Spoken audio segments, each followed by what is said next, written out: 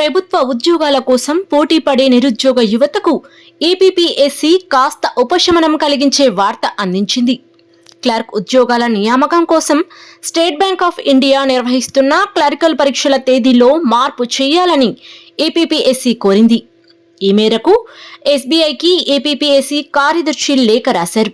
అసలు విషయానికొస్తే ఫిబ్రవరి 25న SBI clerk పరీక్ష ఉంది. ఇక అదే రోజు గ్రూప్ 2 పరీక్షను ఏపీపీఎస్సీ నిర్వహిస్తుంది. దీంతో ఆంధ్రప్రదేశ్ వ్యాప్తంగా ఉన్న అభ్యర్థులు అయోమయంలో పడిపోయారు. కొంతమంది అభ్యర్థులు 2 పరీక్షలకు దరఖాస్తు చేసుకోవడంతో ఏదో ఒక్క పరీక్షకు మాత్రమే హాజరవ్వాల్సిన పరిస్థితి తలెత్తింది.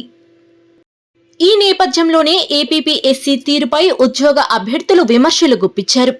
జాతీయ స్థాయి పరీక్షలను పరిగణలోకి తీసుకోకుండా గ్రూప్ 2 పరీక్ష తేదీని నిర్ణయించడంపై విమర్శలు వ్యక్తమవుతున్నాయి.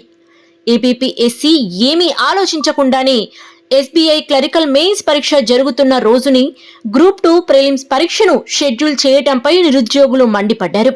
సాధారణంగా ఉద్యోగ నియామకాలకు సంబంధించి పరీక్షల తేదీని ఖరారు చేసేటప్పుడు ఇతరత్రా పరీక్షల షెడ్యూల్ను పరిగణలోకి తీసుకుంటూ ఉంటారు.